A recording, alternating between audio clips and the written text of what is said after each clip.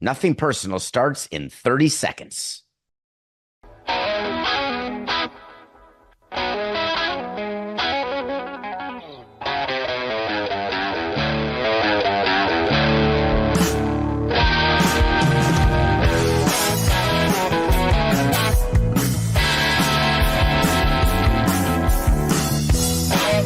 It's just business.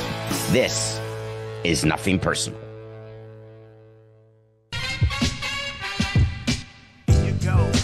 Here you go.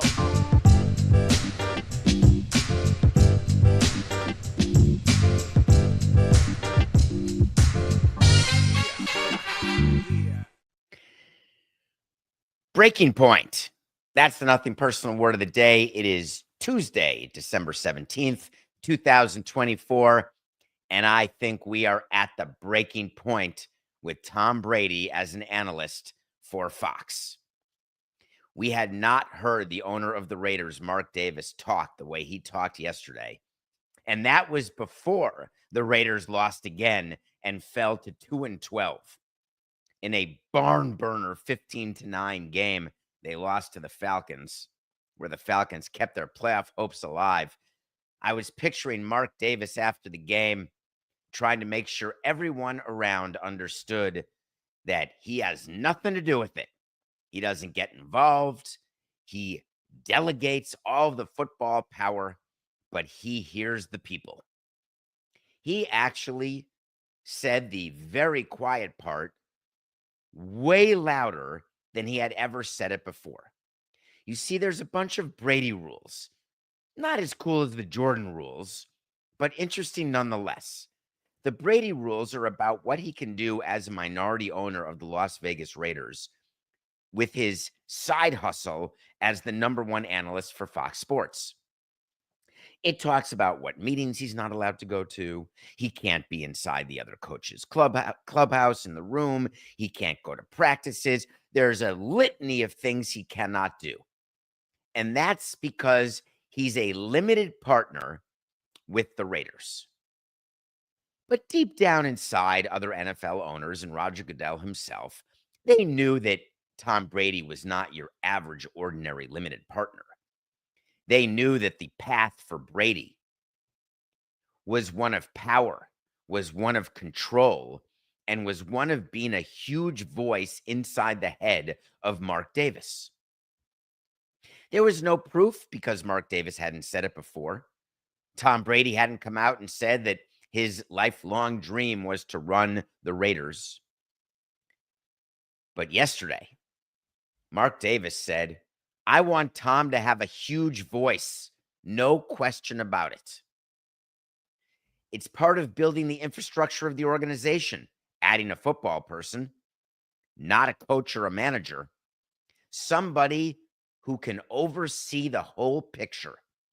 And I believe Tom, in time, like in three more weeks, will be the person that can do that. He was asked by a writer about the first pick that they may have or the second pick, what quarterback would they be interested in? And he said, of course, Tom Brady at some point will have something to say in that. Fox has the Super Bowl this year, and there is no other path that I see than Tom Brady relinquishing his post as the #1 analyst and becoming a full-time member of the front office of the Las Vegas Raiders. And I've got reasons for this, which are that I've got 2 pending wait to sees that he won't be the #1 analyst in 25, that he will be the head of football operations. And now I've never felt stronger in these positions. Because think about Mark Davis. What would be the reason today to highlight these issues? He still has regular season weeks plus 3 rounds of playoffs. Well, wild card, divisional round, conference title, and Super Bowl, 4 rounds of playoffs until he's done on February 9th. There's going to be a lot of pressure on the Raiders because they're going to have, because of their position where they can't win a game, they're going to have one of the top 2 picks in the draft, and they're going to fire Antonio Pierce. Yes, the very Antonio Pierce that everybody wanted back He was the interim last year, promoted to full-time head coach after he finished the 23 season. Remember, he finished 5-4, and they said, oh, this is our guy after a search. Well, it's funny how things change because there's no one who believes that he's their guy anymore. And if you think that Tom Brady is not going to have a hand in who the next coach is, then you're not paying attention, because it's not that he's going to have a hand in it. He's going to decide it. He will pretend that he's talking to other people. He may even hire Samson, Coca and company, or maybe he'll hire who the Jets hired, Coca, to find a GM. Maybe he'll hire them to find a coach. Or very likely Tom Brady will bring in somebody who Tom Brady likes, who Tom Brady gets along with, and who has Tom Brady's vision of what it is, because Tom Brady will be charged not just with being the new coach, not identifying the new coach. He'll also be charged with creating the career of who they will refer to as the franchise quarterback. Because you can bet your last bippy that the Raiders are going to draft a quarterback. And then you can bet that when that quarterback is drafted, he will be Tom Brady's choice. And that pressure on that quarterback, it could be Cam Ward, it could be Deion Sanders' son, quarterbacking for Colorado. Of course, I'm saying that because I can't think of the first name. Shedeur Sanders, I think, is his name. It could be him. Whoever Tom Brady meets with, gets comfortable with, and says, oh, he can be our guy. It's so easy for me to see the future of the Raiders. And there is no way NFL owners or Roger Goodell or Fox will put up with the number one analyst who really is only moonlighting as that, but in fact is an operator of a team. You can't do both. Tom Brady's going to have to choose. And my guess is it's an easy choice. 15 weeks into his Fox career, all the prep he talked about doing, it's damn hard.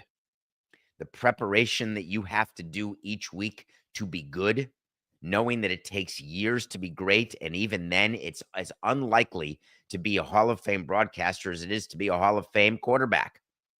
It's an incredibly hard skill that we may take for granted. God knows we all miss Greg Olson. He'll be back.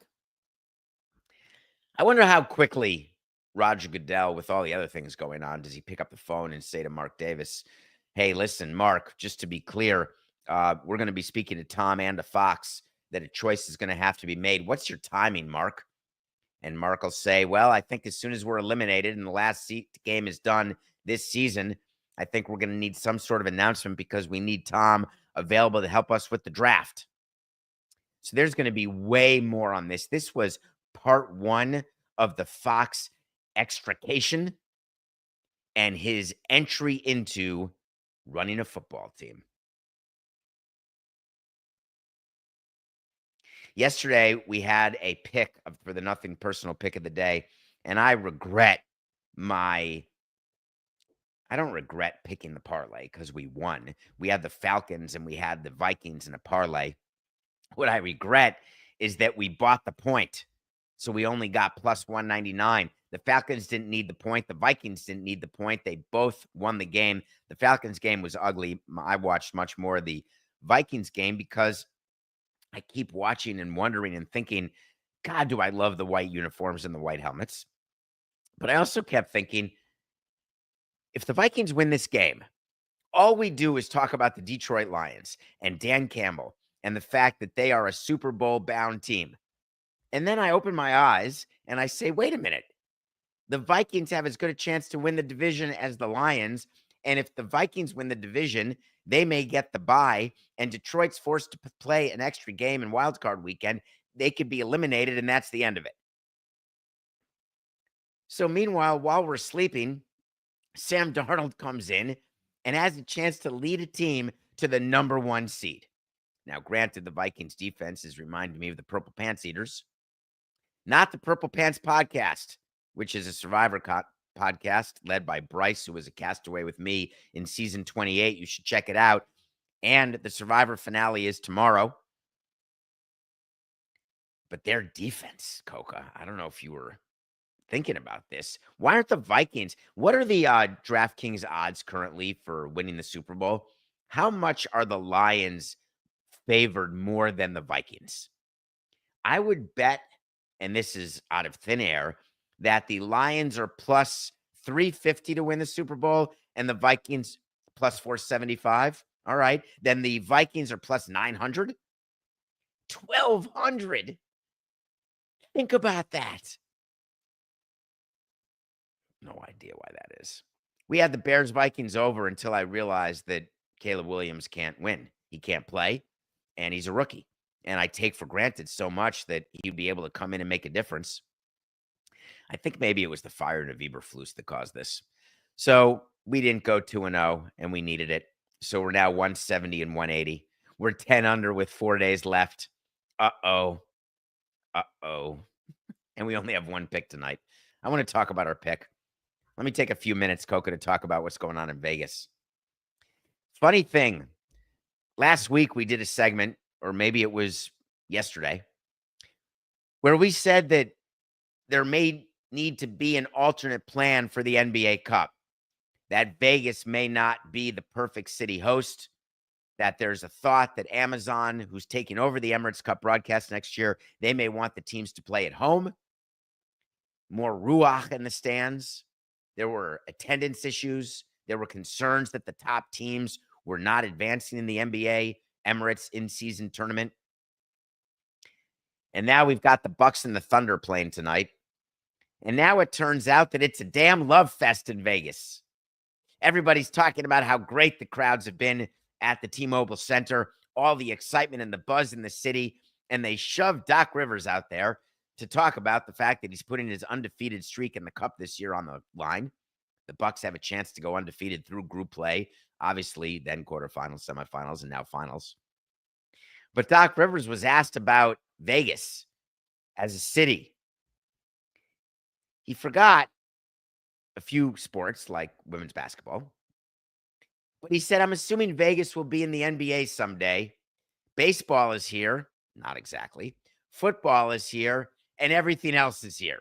I think maybe by everything else, he meant the Las Vegas Aces. Or did he mean that sometimes they've got amazing Celine Dion shows? He said, so we need to come as well. I think it would be great. I think it will happen. What an interesting thing for a coach to talk about. I've told you that it can be tough when Steve Kerr or Greg Popovich come out and talk about social issues and that the NBA pays close attention to who's talking about what. Interesting to me when you're thinking about expansion with the NBA is you've got already players coming out talking about that's where they want it, LeBron James and Shaquille O'Neal. But there are other cities vying for expansion. And if you are trying to make money as the owners of the existing 30 teams and you're adding 2 teams, you're trying to maximize what the expansion fees are. And to do that, you have to maximize expansion location possibilities. You have to make believe that it's one of Seattle or Vegas, or that it's only going to be one on the East Coast, one on the West Coast. It could be 2 on the East Coast. You have to make sure that the public is firmly aware of the requirements needed to help with any infrastructure improvements, any funding at all, whatever support they're going to need, because expansion into a city requires public investment, no matter what. And then you have a coach out there saying, hey, it seems like a fait accompli to me. I'm not happy if I'm Adam Silver. I'm calling up. I'm going to have my deputy do it. And I'm just saying, I'd rather not discuss Vegas like this. I'd rather have coaches, general managers, owners. I'd rather talk about Vegas as an option, but certainly not as a decision that we've made. So I thought that was interesting. I'm not sure why they're going ahead and doing that, but we've got the final tonight. And the Oklahoma City Thunder are giving 5 points to the Bucks, and the Bucks, as I said, are undefeated.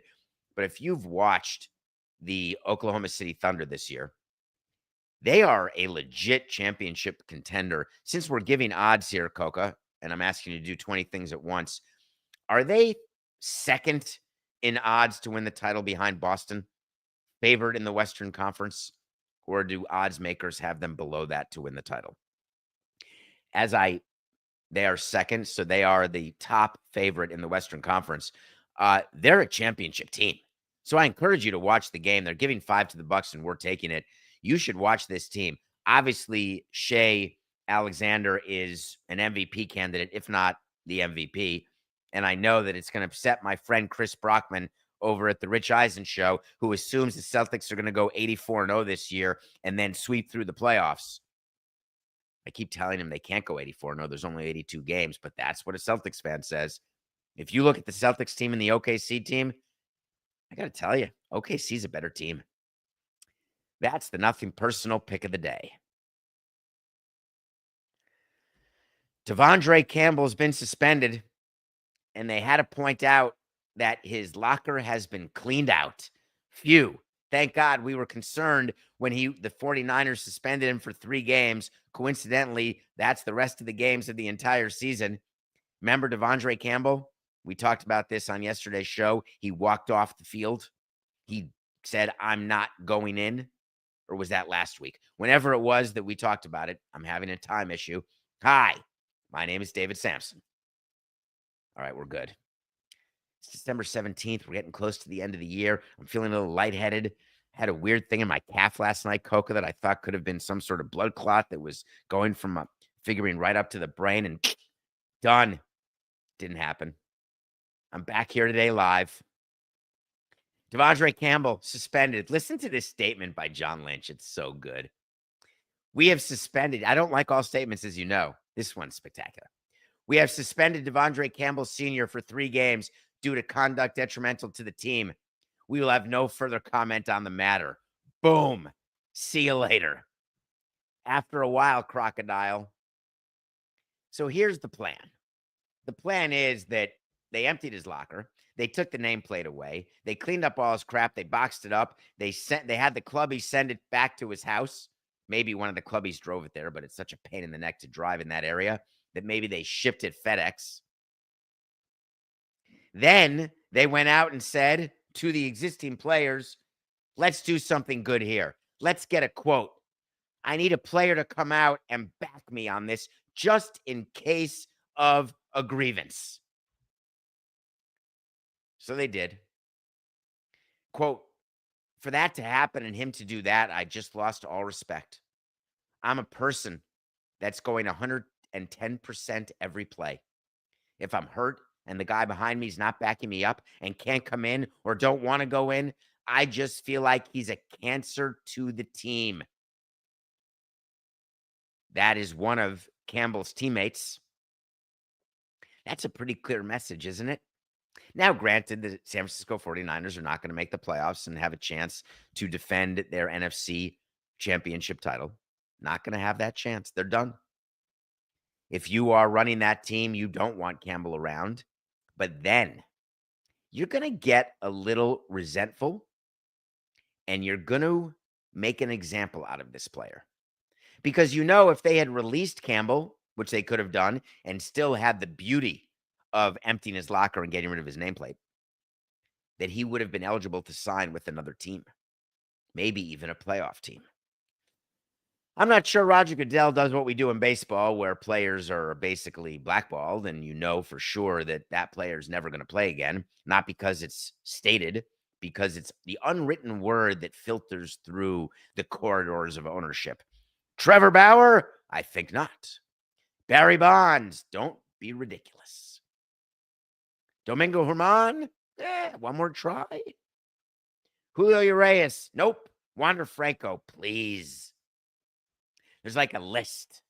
It's not a real list. It's sort of like Santa's list. You can draw it up and pretend you're showing it to someone. You can leave it under your pillow for the tooth fairy. No one's going to confirm nor deny its existence.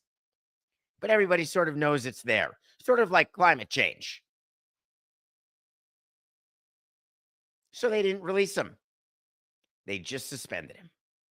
Now he loses 3 games of pay. He has no way to be on a playoff team or to play again. Is that the end of his career?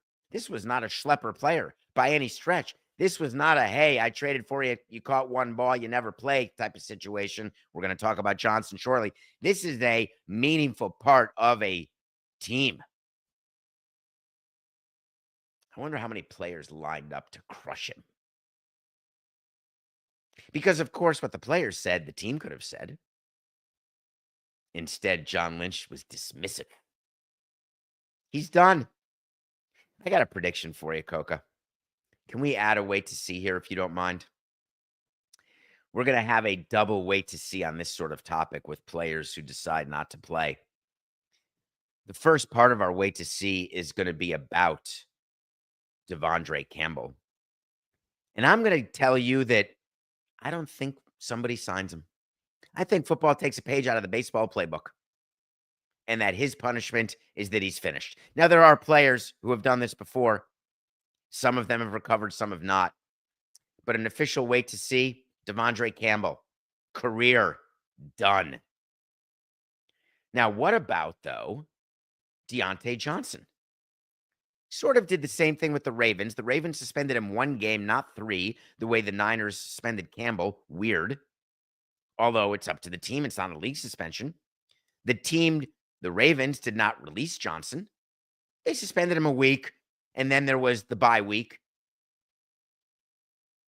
Or the bye week and then the suspension against the Giants. And he's now eligible to come back and play. So after what happened with Campbell, I wonder whether the Ravens got themselves together and said, well, wait a minute. We may have a clubhouse issue here. We got a player that's not a real big part of our team. We traded for him, that's true, but it was a dud. But now I see how players view actual players with impact. I think we need to take the temperature of our clubhouse and see how players are reacting to a marginal player. I know how I would react to a marginal bench player who would do that. See you later. And I mean forever. So the Ravens yesterday had a very strange announcement. 1 sentence and a release statement. We have mutually agreed with Diontae Johnson to excuse him from team activities this week. Now, the Ravens are a first-class organization. The Ravens don't often do anything sus. I can't say that's always been true. It certainly feels true now. Let's talk about a one-sentence statement with the famous word mutually. Do you think Diontae Johnson walked in and said, I appreciate that my teammates may be upset with me. I think I should be away from the team for another week? That would be the first time I've ever heard of that happening with a player. A player walking in and saying, I'm not really liked or appreciated. I think that you should suspend me. No, haven't heard that. I've heard the whole mutual word. It's one of the favorite words used in sports by front offices. There's been a mutual parting of the ways. I've always loved that. I do. It's got to be, if I made a list of top 5 horse hockey statements, the mutual parting of the ways. We've mutually decided to go a different direction. In this case, they've mutually agreed to excuse him. Does that mean that I want to know who started it? Because it seems clear that the Ravens started it. So did Diontae Johnson just say that we better say that we mutually agreed? Because if you say that you're suspending me, that's a double jeopardy situation. You already suspended me for a week. I'm back, baby. Did Diontae Johnson get word from his union that, hey, they can simply release you, put you out to pasture, not play you, but they'd have to pay you? Is a mutual agreement to excuse him from team activities, is that a paid excuse? Because if I'm the Ravens, I'm ready for a grievance. I'm ready to terminate you for conduct detrimental to the team, and I'll go through your guaranteed language, and I'm going to save the money. What would be the reason that the Ravens want to pay him? Or did they mutually agree that he was excused and it's an unpaid excuse? There's a bunch of those. An unpaid excuse is more severe than a paid excuse, because an unpaid excuse means, hey, we're not even needing to do the investigation. The paid excused absences are when you do something wrong and you're being investigated, so you can't do your job, but you're going to be paid not to work. It often happens with police officers when there's an investigation into any activity that they do that may be perceived as inappropriate, excessive use of violence, often they're put on paid leave, pending results of the investigation. I just don't know in this case if Diontae Johnson's being paid. I'm going to assume that he is. Because why else would they put it as team activities this week? Doesn't that include the team game? Or am I off completely? Coca, this can't be true. Are they just excusing him from practices and then they're going to activate him for the game? Don't be ridiculous. There is zero chance that's happening. But why put it as team activities this week? Of course, a game is an activity. As a matter of fact, the second part of my wait to see on this, Coca, Diontae Johnson will not suit up in any Ravens playoff game this year. He's done for the year, just like De'Vondre Campbell. A word to the wise for those players or those employees out there. There's certain things you can do and certain things you can't. Whether you are working in an office, whether you're working on a field, whether you're working construction, whether you are part of a team that you perceive to be an actual team, or you feel like you are alone in an organization where there is no teammate philosophy that is ever being fostered. My word of advice is that you ought to do your job. Because walking away from your job is the easiest way to lose your job. And unless you're an athlete with a guaranteed contract and you believe that you've got the union behind you that will help you file a grievance to get back unpaid wages, which get garnished because of your suspension, you'll be fired, let go, ignored, forgotten, and lose a way to support your family so fast your head will spin. This doesn't mean that I believe that management has its thumb on your neck. It means that I take work seriously. I don't agree with everything Metal Arc Media does, but I license them nothing personal. And guess what? We're here every day at 8 a.m., happy or not. If we're truly unhappy, we can take our show elsewhere. But in the meantime, we're here. We perform. It is inexcusable to walk away. Those are my two wait to sees, Coca. Johnson will not play in the playoffs, and Campbell will not play again. All right, when we come back, we're going to review a Ben Stiller movie and how Ben Stiller may be doing it better than Adam Sandler. And then someone asked a question about a trade that happened during the winter meetings, and there's a very interesting part of this trade that is not being discussed enough. We'll cover it all when we come back.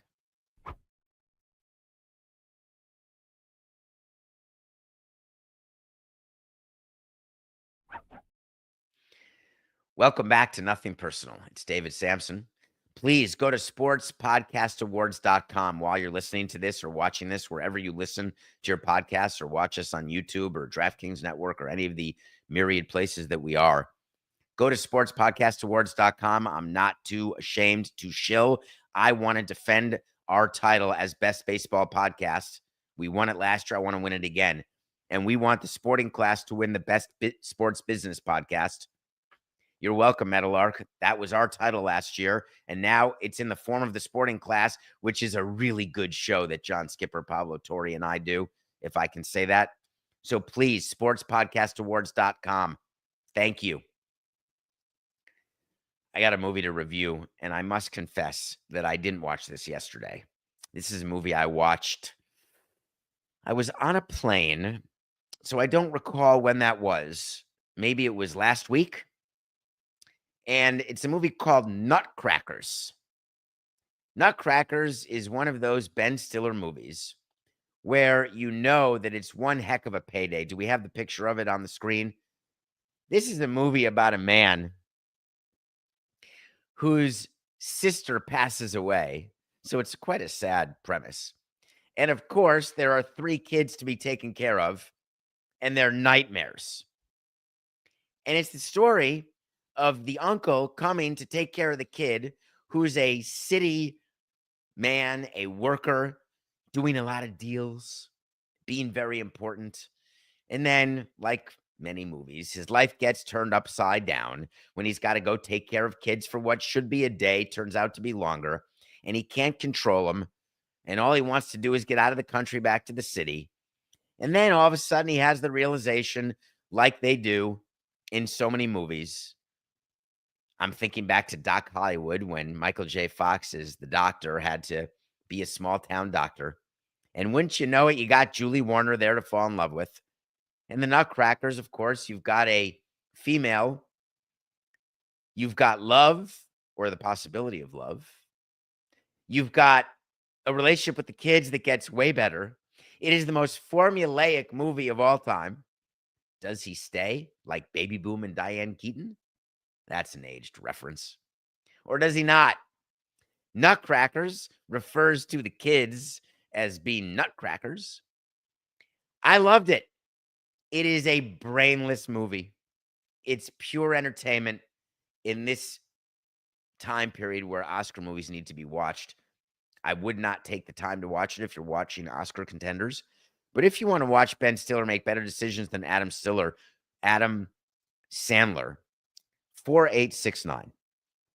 Ben Stiller doing movies in order to make his contract and the provisions of a studio contract. And then Adam Sandler.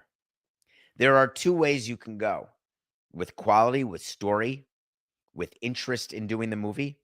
I didn't view Ben Stiller as someone who's doing this because he had to. I viewed this as Ben Stiller doing a movie that he liked. He understood it wasn't the most movie filled with gravitas. It was candy, but at the same time, I was eating it. Nutcrackers. All right, play some music, please. You know what I want? I want to talk to Samson. You know what I want.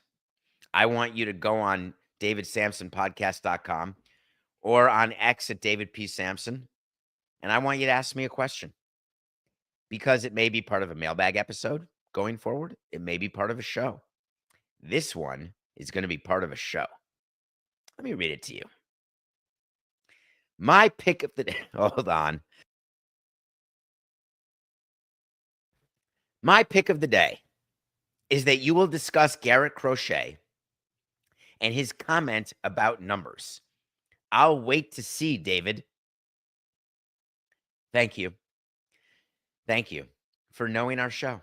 Pick of the day and wait to see in one question. We've never had that because you win. I'm talking about it. Now, it's not the numbers of salary for Garrett Crochet. Let me set the table for you. Garrett Crochet is the pitcher for the 121 loss White Sox last year. Garrett Crochet was the person who didn't want to be traded unless he was guaranteed an extension and that he would not be a reliever in the postseason if a team acquired him and then went to the postseason. I told you, and I had very little support in the media, that Garrett Crochet would not get traded last year because no one's going to trade for him. Then the White Sox this offseason realized now's the time to trade him. He's got a couple of years of control left. Let's do it. And they got a package of really 4 good prospects. We discussed this in the winter meetings last week, that the Red Sox put together a package that was perfect for the White Sox. So the White Sox traded Garrett Crochet, and the Red Sox had their answer to the Max Fried signing. Well, I got to tell you, and I'm not being a hater, I want to point out the way players can be and the impact it can have on their performance and on their introduction into a clubhouse.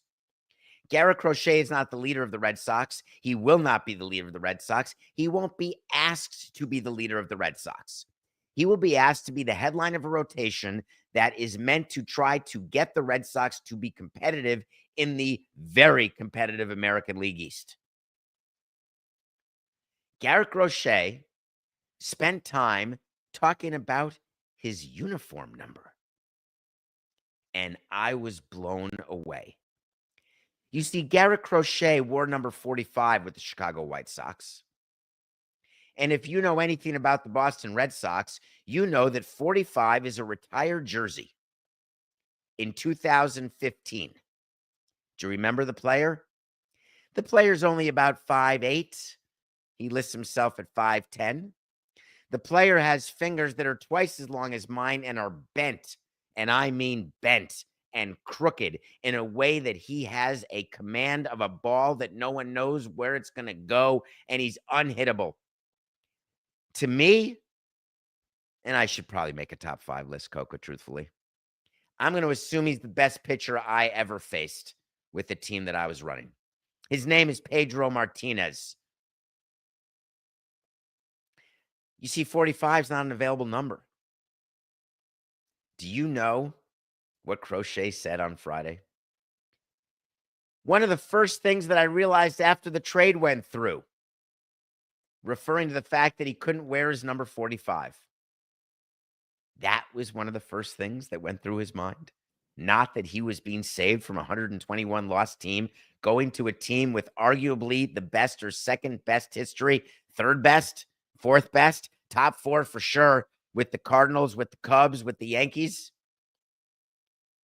And one of the first things that went through his head is, oh my God, I can't wear number 45. Pedro Martinez is a Red Sox special assistant right now. He comes to spring training. He does what special assistants do. We had a bunch of them with the Marlins, with Andre Dawson and Tony Perez and Jeff Conine.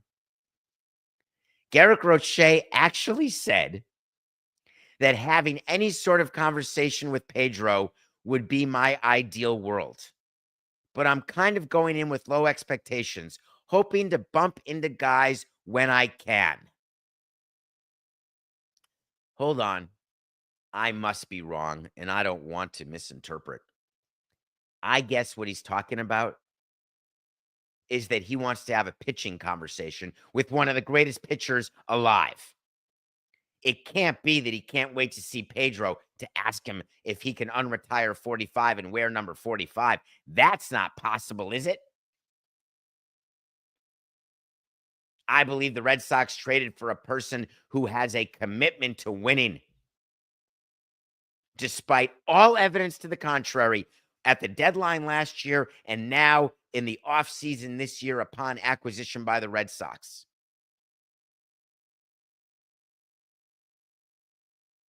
I am going to give you both sides as I do, because Garrett Crochet also talked about the opportunity to play for the market in Boston. He said, the fan base, it's as great an opportunity as you can come by in this game. I love that. But I don't understand the number conversation. I don't understand it because my experience when we traded for the most famous Marlin of all time, Jeff Conine, he came to a team where his number was taken. It didn't even occur to him to ask Mike Lowell to take 19, so Conine wore 18. It didn't even occur to me to even go up to Mike Lowell and say, hey, we got Conine back here. Any chance? It didn't occur to Conine either. He and I talk about it to this day, 21 years later. I have not spoken to Conine about this situation, but I can only imagine what an old-time, long-time performing baseball player would have to say. I want the Red Sox to get control of Garrett Crochet, and I want them to make him understand what his role is, what his job is, and what his level of respect needs to be, and what his focus needs to be. Don't let a player tell you, oh my God, I need to have this number to perform. I need to have this desk or these pencils lined up this way.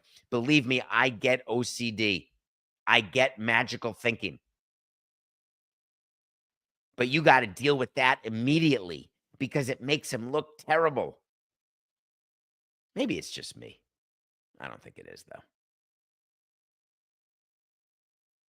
There's another thing that I think may be just me, but it can't be. I know there's a lot of talk that players get paid too much money. Coaches get paid too much. Executives get paid too much. Owners are too rich.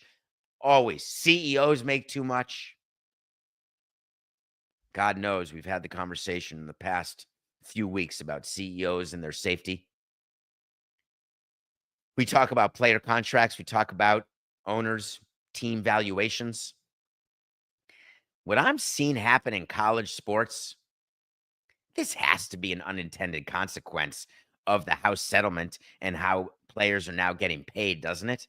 all these coaches taking pay cuts in order to pay their players? I'm simply staggered. Mike Norvell is the coach of Florida State. He signed an extension last year after their great season. They had a crappy season this year. I think they lost 9 games or whatever they did.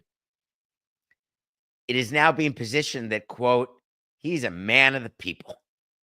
He decided to restructure his contract to give back $4.5 million of guaranteed dollars and make it so we can get the $4.5 million back only through incentives, only through winning games over the balance of his contract. But for all intents and purposes, he gave up the $4.5 million. Part of what Florida State is doing, called Vision of Excellence campaign. I love this. They called it a campaign. You see, colleges raise money all the time for their endowment. They raise money from alums. They raise money from students. They raise money for capital projects.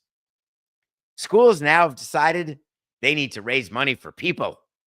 And those people are not STEM students.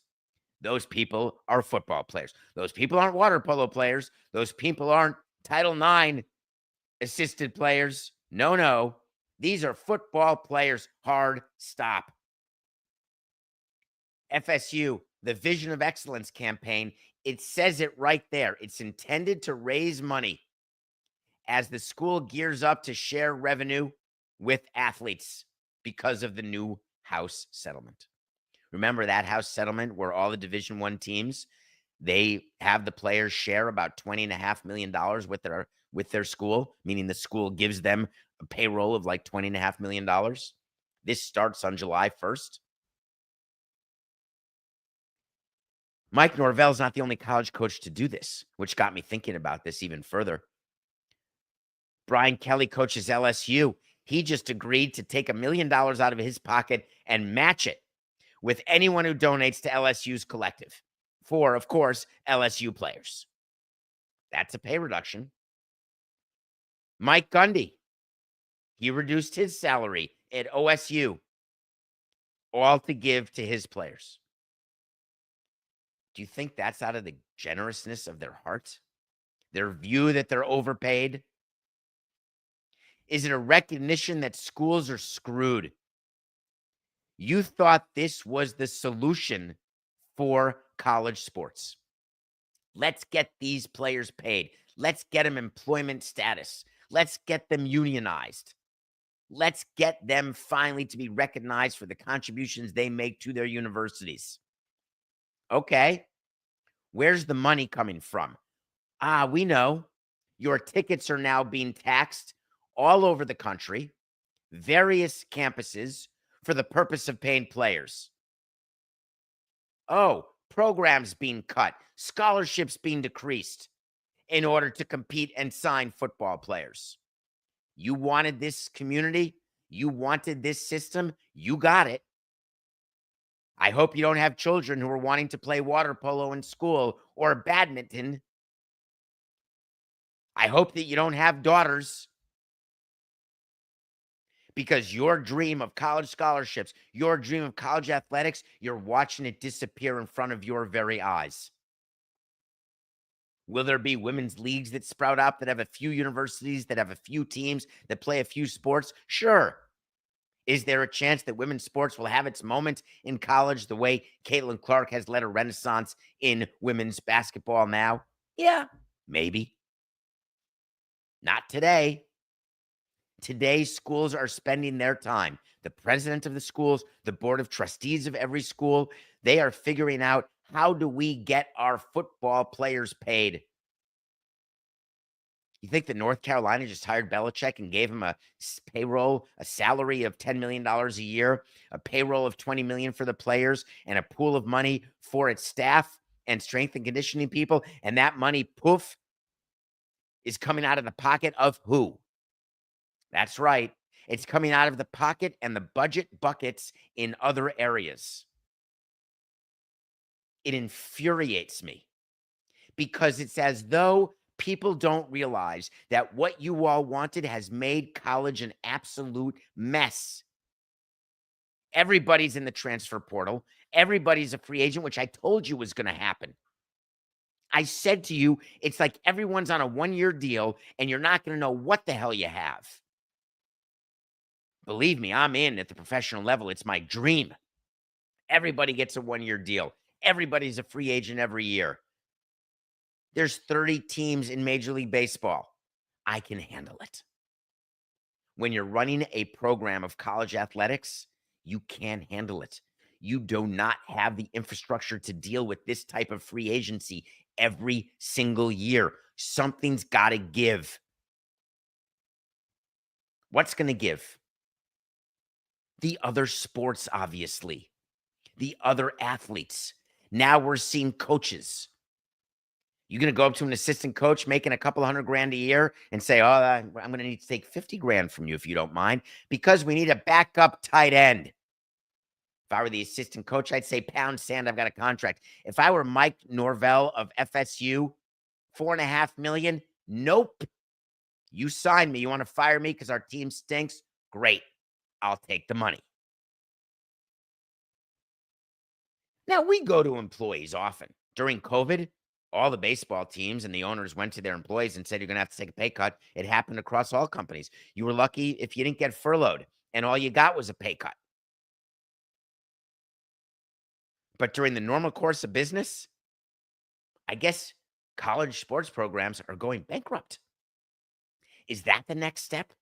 We're going to see total contraction in Division I sports and football, not just in lower programs and lower sports, but in football. It seems normal, except you can't relocate. Hi, we're Oklahoma State. We can't compete. We're going to relocate now. We got a better market in the Northeast. Think about the disadvantage that certain schools have.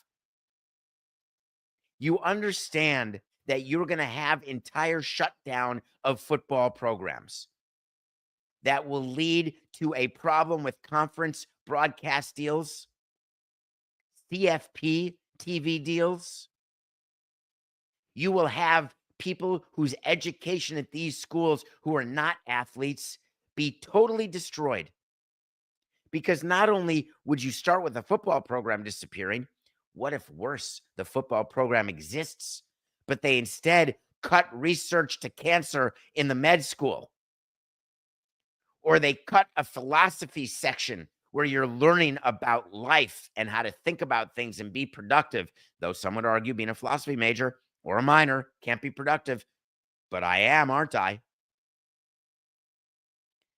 These colleges are big business. They've always been that. But they've been able to operate in a way that allowed the profit part of the business to pay for the unprofitable part of the business in a way that normal businesses don't like doing. If you've got 3 McDonald's stores, I've told you this before, 2 are great, 1's not. You don't take the 2 that are great to fund the one that's not. You close the one that's not. College sports and college universities have never acted that way. They take the profit from the football program and they bolster and boost, pun intended, the other programs, both athletic and non-athletic. By making college the way it is now, they're going to say, no, it's too important that we keep football rolling. I'm very sorry to all the other people. What an absolute mess. I just want to end the show. We have about a minute left.